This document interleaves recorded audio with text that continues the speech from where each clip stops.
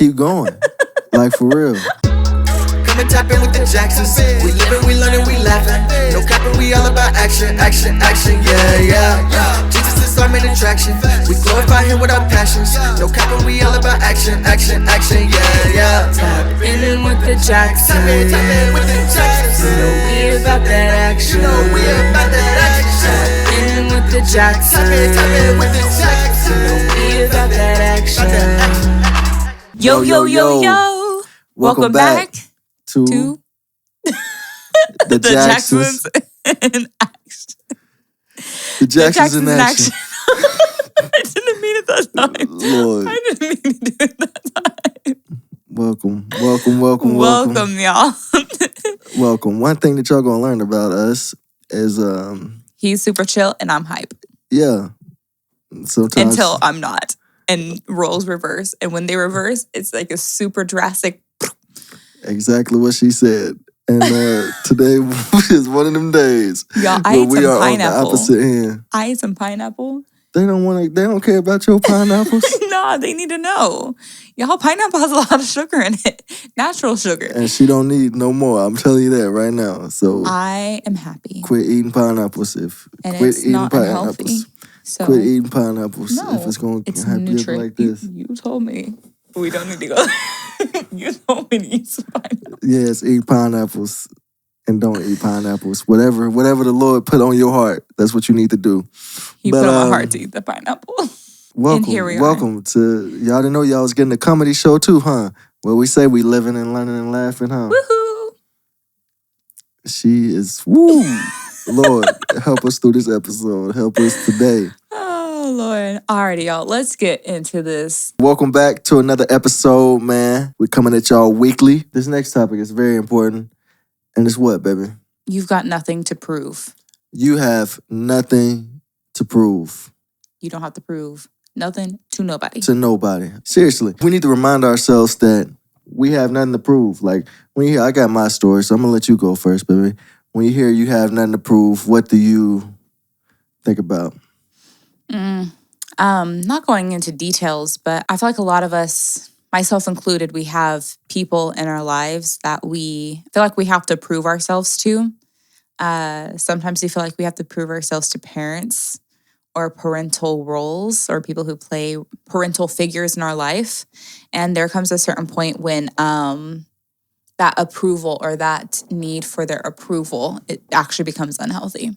That's good. That's deep. When I think about nothing to prove, I want to take it all the way back to some of you all watching this may still be in school. A lot of you all watching this probably are out of school, but have been to school before. But then some of y'all, like my wife, have been homeschooled, so I don't know how homeschool really works, but in this aspect. But I know, like, in school, in public school, because I was in public school basically all my life. And, you know, we really try to prove ourselves, right? When you come to school, especially like when you're, let's say you're a freshman, all right, and you're coming into high school. Well, let's even take it to middle school. Let's take it you're going to middle school. Back in my day, I don't know if it's done changed a little bit, but middle school was 6th to 8th grade. I think it's different now sometimes, or it was different for some period where it's like 7th to 8th, or some people do it like 7th to 9th. It get weird sometimes. I think every school and district kind of does it a little bit different. But for me, it was like 6th to 8th grade. So let's say coming into middle school in the 6th grade, you got the 7th graders, you got the 8th graders, you know. So 7th graders and 8th graders, they already in their groove, you know. You see the cool kids, you see this people at the lunch table, everybody got their sections and all that. And if we're honest, you know, a lot of times, I know me, or I can only speak for myself, but I know me in middle school and in high school and maybe even in elementary, you know, we do things to try to prove that we're good enough to be with somebody else, or that we're good enough to be liked by somebody. You know, a lot of us, that's one thing, and it's not an unhealthy thing. Everybody desires to be liked. Everybody desires to belong. Everybody deserves to be loved. And that's a natural thing. We all need that. It's not just a foreign desire like, oh, you should never want to be liked by anybody. You should never want love. You know, we all are deserving of those things, you know. But sometimes we do things that are really not like us, or really not us at all. But we do it because we think, oh, if I do this, then that person will like me. If I do this, then that person will love me. And that's an area that, like, a lot of us, we started trying to prove ourselves at a young age, whether it was in school, just in school, whether it was when you start getting into sports, whether you were getting into extracurricular activities, and you're like, man, I need to prove myself to show them that I'm good enough, that I show them that I deserve the spot. A lot of things help us get this way. Even like my wife said, like parents, like proving yourself to your parents. Maybe if you had siblings and all that. We all grow up with these things that we battle, like, oh man, I need to show them that I'm good. I need to show them enough I need to show them that I'm good enough to be loved. And a lot of that carries on into our adulthood. And some of us, if we're honest with ourselves, we still aren't free from it. Oh, no. A lot of us, we're still struggling with that. And, some people, they would never let you know. They would never say outright, oh, man, I'm still struggling because I never felt love. I never fit in, I think a lot of people don't even realize that it's happening. A lot of people don't even realize it, yeah. Yeah, and so, and then a lot of those, you don't realize it, and it's just covered up with your actions. You're just a people pleaser, and you are a people pleaser because you never knew that you didn't have to prove yourself to them, or you never fully believed that. And it was just a few years ago, I literally just got free from this, probably last year. Of course, it's still temptations and it's still battles, but like it finally dawned on me, like, man, you know what? I've been trying to prove myself all my life. I've been trying to show I'm good enough for this crew or good enough for this person and good enough for that, and like, that's exhausting. Like, let's be real, that's exhausting, And we just want to let y'all know, you have nothing to prove. I want you to know that you are already loved. The fact that you are here, that you are alive today, that you are breathing is for a reason. You are made by the creator of this earth and the universe, and that's Jesus Christ. And you are fearfully and wonderfully made in this. We can give you countless Bible scriptures of just telling you that you're already loved, So we got 3 quick points we're going to go and hop into, so let's hop into them. Let's get it. Point number 1 is what, baby? Point number 1 is know who you are. You guys, like, there's we're not just coming on here of like, we're not just saying like, you don't got to prove yourself to them because you don't got to prove yourself. No, like, you don't got to prove yourself because if you knew who you were, you'd realize there's literally no point in proving yourselves. Like, you're created by God, like the King of Kings and the Lord of Lords. I call him the master artist. Literally, he created art. He created this entire earth. Amen. And then he created all of humanity, and not only in his image, but then also like with a uniqueness. Like, nobody on this planet has the same DNA unless you're a set of twins or, and I believe that's just identical twins too, or like triplets. And even still, they may have similarities, but when you get to know them deep down, like, they're definitely very clearly 2 separate people, or 3 separate if they're triplets, and so on and so forth. Most like, definitely. When we get stuck in these moments, we have to take a step back and look back at yourself and look back at ourselves as individuals. Like, who am I? Like, what am I doing? And is this person I'm trying to, who I'm trying to live up to, their standards, is that even the standard I want to live up to for my life? Is that the standard God has for my life? Like, what matters? Like, and does this really matter at the end of the day? Is getting a seat at the cool kids table really your ultimate, like, win in life? Probably not. Yeah. Because if you have to prove yourself, that means you're not being yourself, which means the moment yourself starts slipping out, those people are going to most likely like kick you to the curb. No, you want people in your life or things in your life that come from the authenticity of you. And that only comes from being yourself and knowing who you are. And at the end of each creation, God literally looked at it and said, it was good. And he did this very same thing with you. He looked at you. And this isn't just physical appearances. This is your personality. This is the way you think. This is the way you talk. This is your dreams and your aspirations. This is every part of you. This is your identity. He looked at your identity and said it was good before he even put you in your mother's womb. Amen. So, yeah, if I could say anything, if I could speak to that area in our hearts, and in our minds that strives to prove ourselves to someone or something, I would say take a step back and remember who you are. And also remember who they are. That's not a shot. That's not to shoot them down, but it's to put them in their place. They are valuable. They are worthy of love. They have value, but they're not God. So stop trying to put them in God's place by living as if they are worthy to determine your worth. Like, no, only God can determine your worth.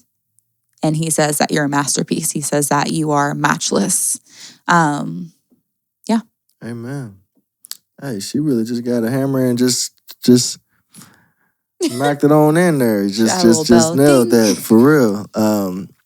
For real. But as she was talking, I just, the thought was just coming to my mind, which we'll hit on this in the next point as well. But how do you know who you are? Oh. You know, That's good. a lot of people don't know who they are because, let's be real, we are born into an evil, sinful world.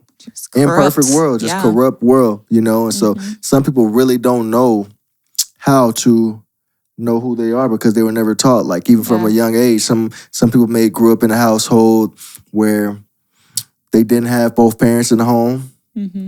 And they had one single parent, and that person was a bitter parent, and that person always told you was never going to be nothing, you know, and put you down. Or you may have both parents in the house and they put you down, you know, or they required you to conform to their image of what you should be. Right. They wanted you to be them and not know who you are, you know. And so finding who you are, knowing who you are, that takes doing a deep self-work, you know, a self-work, asking the hard questions. Like, who am I outside of? Who am I associated with? Even when it comes down to religion, you know, like so many of us are Christians or another faith because we grew up into that religion or we grew up into this way of life. Ooh, the church don't want to hear you say that. Yeah, the church don't want to hear that. But sometimes who are you outside of that? Yeah. Like I'm a byproduct of growing up in a Christian home and I'm so thankful for that.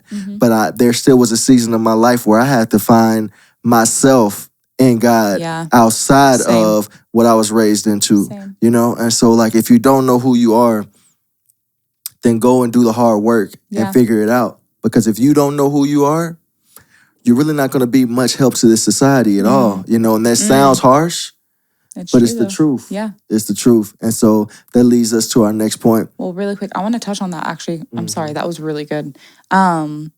You can't be a help to society because you're dimming your lights, trying to fit your light into somebody else's light shade, lampshade.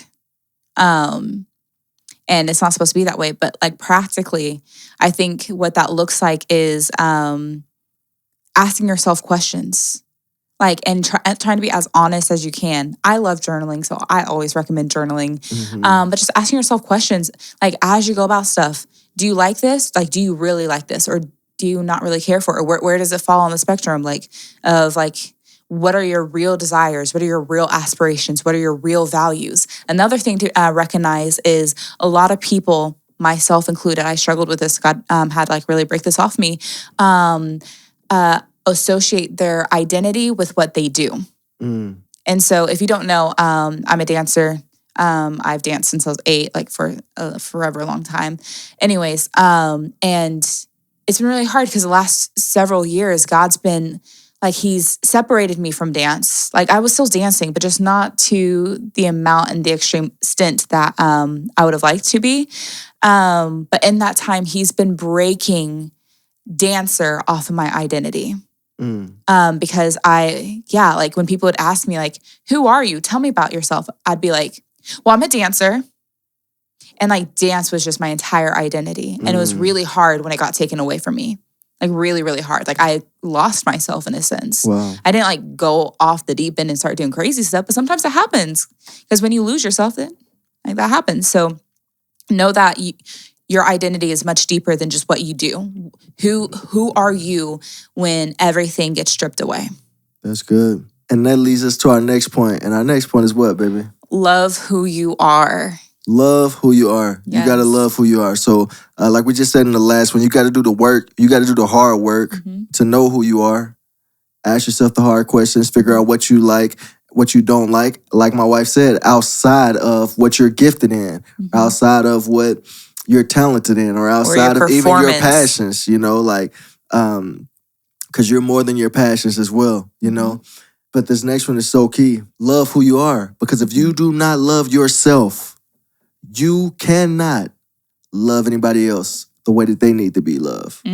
We got a lot of hurt, broken people. You know, we talked about we living in a hurt, broken, imperfect world. You know, we all grew up in that, but it's so many people that's still hurting, that's still bleeding, that's still not being who they need to be and not being even who they're called to be or who they're made to be because they don't love themselves. You got to learn how to love yourself. Take time to know yourself and take time to learn the things about you. You weren't made to be like them for a reason. And so you got to love that. Like, man, you know, so many times we beat ourselves up. Oh, I'm not like this person and a cool kid. So that must mean I suck. No, you don't suck. You're amazing. But if you don't believe that you're amazing, nobody else ever will, you know? And there's so many times I've been on this rat race, you know, because I'm like, man, I'm not like this person, or this person, no, I'm not talented like this person, or things ain't going for me, taking off for me, or, you know, my life ain't going down the path that this person's path is going down.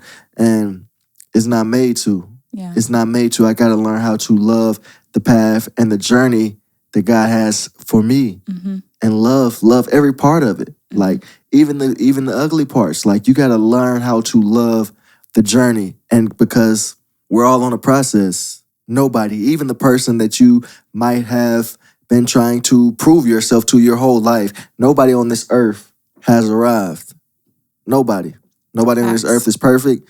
Nobody on this earth ever will be. So we're all on the incline, or supposed to be on the incline, you know, to become our best selves.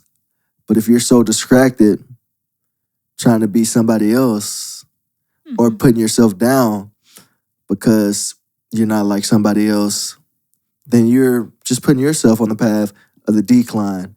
And it's a very unhealthy state because you can't be what you need to be to somebody else. Because everybody on this earth is needed. If you're here on this earth, if you're breathing, it's for a reason.